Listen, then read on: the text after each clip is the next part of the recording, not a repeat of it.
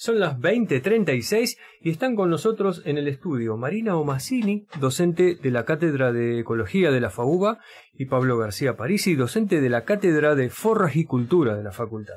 Además, los dos son investigadores del CONICET en el Instituto IFEBA e integran el grupo Simbiosfera FAUBA. Marina y Pablo se van a referir a SPOON, un proyecto que busca mapear y proteger la diversidad de unos hongos que viven bajo la tierra que se llaman micorrizas. Y puntualmente nos van a contar cómo lo vienen haciendo, cómo vienen midiendo las micorrizas en diferentes sistemas productivos de la región pampeana. Hola Marina, hola Pablo. ¿Qué tal? Buenas noches. Buenas noches. Bienvenidos a Sobre la Tierra. Bueno, muchas gracias por la invitación. ¿Vos, Pablo, es la primera vez en el estudio? Primera vez, sí. Bien. Bueno, bienvenido. Gracias. Para arrancar, ¿nos cuentan qué son las micorrizas?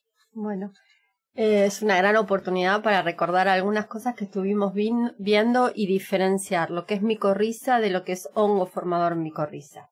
Entonces, el término micorriza se refiere a la asociación, a la unión entre una raíz y un hongo, ¿sí? Mico, hongo, riza, raíz. Bien.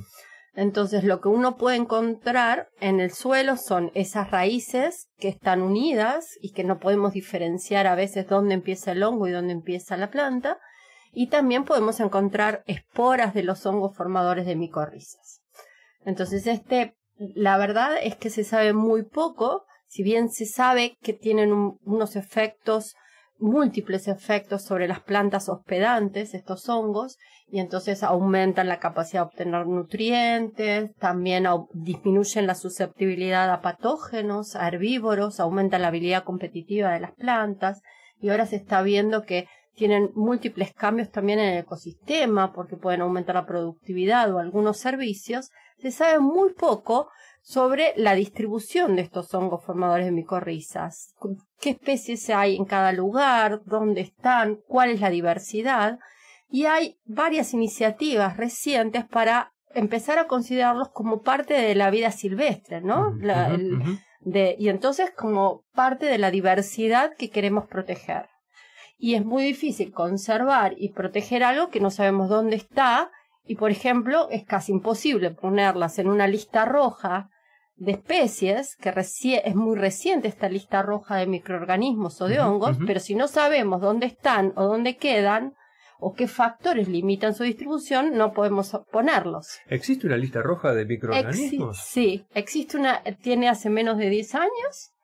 Es una iniciativa muy reciente y por lo que estuve mirando, estuvieron trabajando los de esta iniciativa en el Congreso de Micología del año pasado en Córdoba, y hasta el momento se reconocen 655 especies de hongos que están en peligro de extinción, frente a las miles que hay de insectos o de plantas. Sí, visibles. Claro, de lo visible, pero por lo menos se empezó a poder considerarlos como algo para proteger. Y entonces en un proyecto de conservación, o cuando vos querés defender la diversidad de un sistema, podés defender la diversidad que conoces de esos hongos, junto con otros componentes del suelo. Sí, buenísimo. Esto es nuevo, es algo que se está moviendo, pero bueno, y entonces de esta manera hay proyectos como esto de SPOON, de proteger el underground, la U es de lo de debajo, y en particular de los hongos formados de micorrizas, que lo que primero quieren hacer para protegerlos es conocer su distribución. Y bueno, y otra cuestión es que nos parece es que, como les estaba diciendo recién, son organismos que están sujetos a la selección natural. Entonces, los cambios ambientales, ya sea por el cambio global o por las prácticas humanas, ponen en riesgo a su hospedante o a las condiciones donde los hongos pueden vivir. Claro. Entonces, están en riesgo como cualquier otro ser vivo. Claro, totalmente. Recién mencionaste, y Pablo mencionó en la introducción, a SPOON. ¿Qué es SPOON? Bueno, SPOON es la Sociedad de Protección de lo que está subterráneo, de las redes subterráneas. Ajá. La U, esto que yo les decía de underground. Entonces es una sociedad que lo que busca es esto, mapear y juntar, y realmente están poniendo muchos esfuerzos en proyectos del sur, ¿sí? De América, de África, de Asia, de regiones muy remotas, para ayudar a personas que no podían muestrear y hacer análisis taxonómicos para saber la diversidad, no mirar las esporas al microscopio como hacíamos, o la lupa como hacíamos antes, sino hacer análisis moleculares que son muy caros. Entonces proveen subsidios. Ellos están formados por científicos, por lo que llaman científicos exploradores y socios, que ponen dinero. Y entonces hacen convocatorias a exploradores de distintas regiones del mundo para que ellos mismos muestren, porque hay una intención de que los locales reciban el dinero y hagan el trabajo. Y que además esto no solo les sirva a ellos para mapear y dónde está, sino que para contestemos nuestras preguntas. En particular, nosotros nos presentamos el año pasado al segundo llamado de SPUN y lo que dijimos, bueno, queremos saber la distribución de los hongos y describir las comunidades de hongos formadores de micorrizas de los suelos pampeanos. Y nos aceptaron como exploradores y bueno, y eso lo teníamos que hacer dentro del año pasado, desde agosto hasta mayo, agosto, que tenemos tiempo para hacerlo. Así que nosotros ya empezamos a muestrear y bueno, y en eso. ¿Y tienen algún tipo de protocolo? Hay otras redes que conozco de experimentos en, qué sé yo, la NatNet, por ejemplo, que tiene protocolos comunes para todos los experimentos que se hagan en todos lados. ¿Estos también? Sí, tienen protocolos comunes, tienen una forma de muestreo, de diseño que nos piden, cómo se tiene que muestrear, la distancia, la cantidad de sus muestras, no hacen restricciones de qué tipo de lugares. Al principio querían sistemas remotos y naturales, pero en este segundo llamado nos aceptaron a nosotros para tener situaciones bajo distinto manejo. Puntualmente, ¿qué estudian en su proyecto?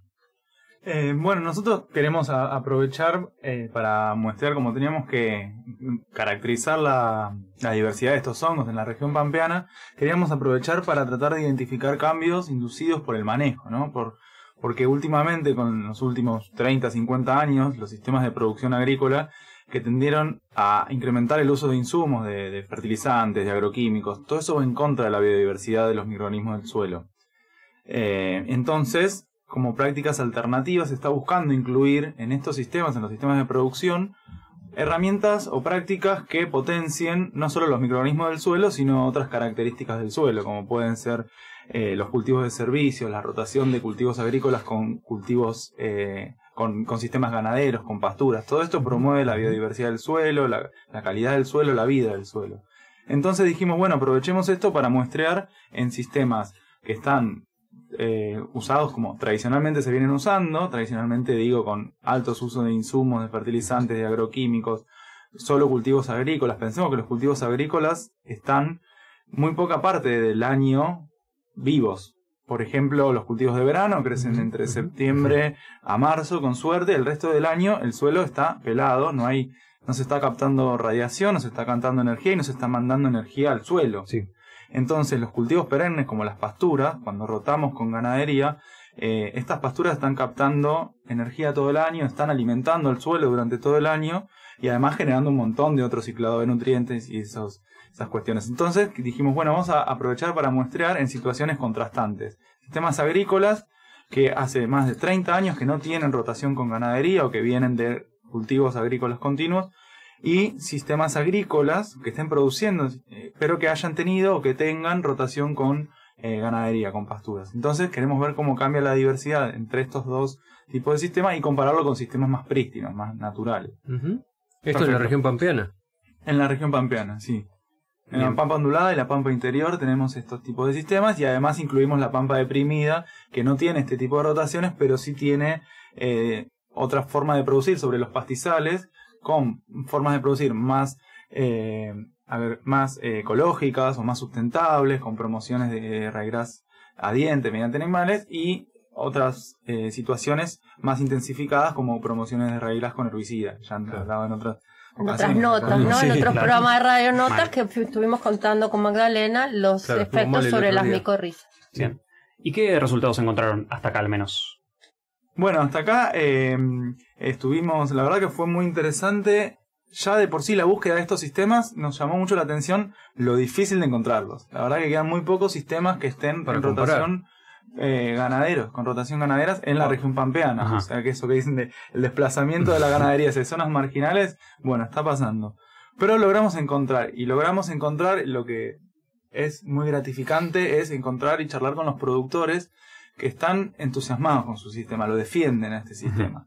Que eso también es algo que Spoon valora mucho, la interacción con los locales, con los productores locales, con las comunidades. Entonces, primero encontramos eso, como que los productores que tienen este sistema lo defienden y nos invitaban a que fuéramos y mostremos.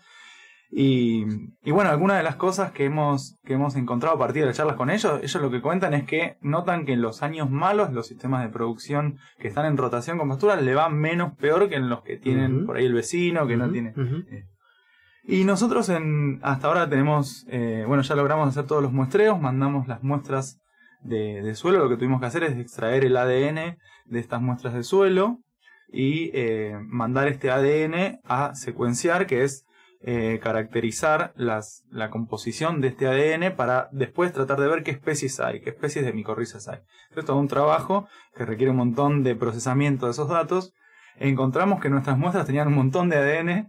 Eso, no puede haber ADN que no es de micorrizas.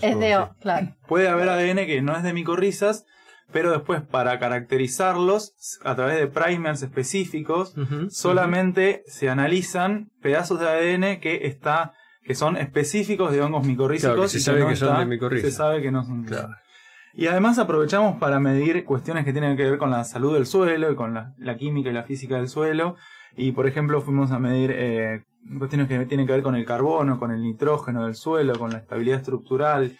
Esto nos da idea de no solo, por ejemplo, de la capacidad de estos suelos de retener carbono, pensando en un contexto de cambio climático, de emisiones de carbono, sino también de cuestiones físicas del suelo para retener agua en situaciones críticas. Y por ahora venimos encontrando, por ejemplo, que el carbono en el suelo, como se espera, como se han demostrado en otros estudios, cuando hay rotación con pasturas, aumenta y es mucho, o aumenta o no disminuye tanto en comparación con sitios donde hace más de 30 años que están en agricultura continua. Claro, como que está mejor el suelo. Está mejor y probablemente, esperamos que eso correlacione con la cantidad de hongos micorrízicos, con la diversidad o con la identidad de algunas especies, ¿no? Bien. ¿Y algo más les quedó pendiente por estudiar que no hayan estudiado hasta acá? Y a partir de esto, ahora empezaron a salir un montón de preguntas nuevas. Si a mí me preguntás, me gustaría saber, por ejemplo, estamos queriendo tratar de averiguar para atrás cómo es esto que decíamos de cómo se desempeñaron estos sistemas en años buenos, en años malos, en años húmedos, en años secos, y empezar a ver cómo pensar a futuro si esta diversidad de hongos micorrízicos que podemos encontrar ahí después resulta contribuye a sostener la productividad o a que no decaiga tanto en años, por ejemplo, malos, con déficit hídrico. Si la presencia de micorrizas, sus hifas o los exudados que liberan en el suelo generan mayor acumulación de agua, quizás te permite soportar mejor un año de baja precipitación. Entonces queremos explorar eso en los datos que tenemos. Y después, más adelante estábamos pensando en una nueva convocatoria de Spoon y nos animamos a extendernos y salir de la región pampeana y ampliar hacia nuevos sistemas, y ahora presentamos una nueva convocatoria para empezar a estudiar sistemas silvopastoriles de todo lo que es el noreste argentino, el delta, el Chaco húmedo, la región de Misiones y de Corrientes, porque es una región que está muy subrepresentada en estos muestreos, y entonces Spoon estaba con mucho interés en que se analice ese tipo de sistemas, y nosotros decidimos que sería bueno empezar a mirar un poco qué pasa ahí, ¿no? Bien. No sé si vos o Marina mencionaron algo de la estabilidad del suelo. Imagino que tiene que ver con la acumulación de carbono diferencial que tienen estos sistemas.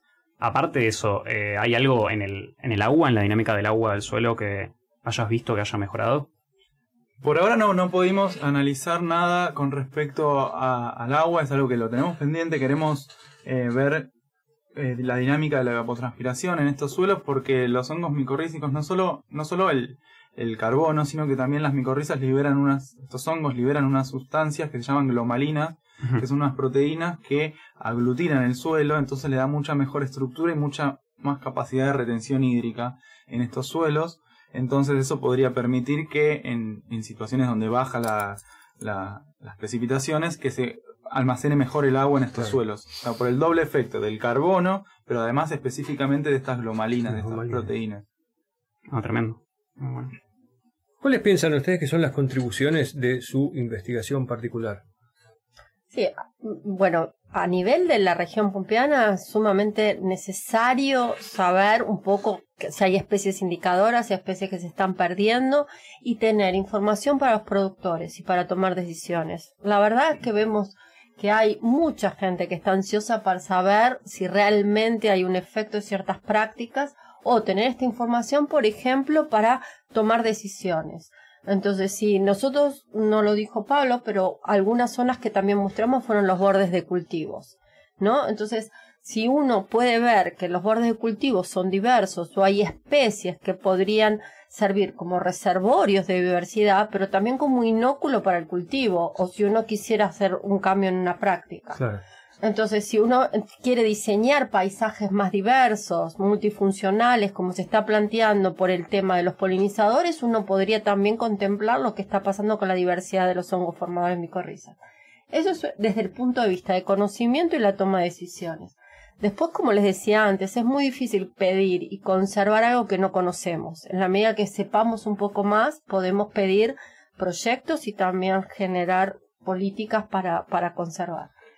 Y yo creo que también hay una gran contribución a la docencia. Nosotros somos docentes de alma, nos gusta eso. Y yo veo que hay un cambio de paradigma, lo estoy viviendo mucho en la facultad. Para hablar de micorrizas, para empezar a hablar de hongos, no es necesario ser microbiólogo o estar en botánica. Yo me doy cuenta que en forraje ya no podemos hablar de la dinámica de una pastura sin contemplar que están los hongos formados en micorrizas. Male, que estuvo la otra vez hablando de la restauración de pastizales degradados, ver si a través de inocular con hongos. Voy a zoología y están trabajando con hormigas cortadoras de hojas, que estuvimos contando en los trabajos de Juan Fiorenza, y hay que pensar que tiene un hongo simbionte en el nido, no en el suelo.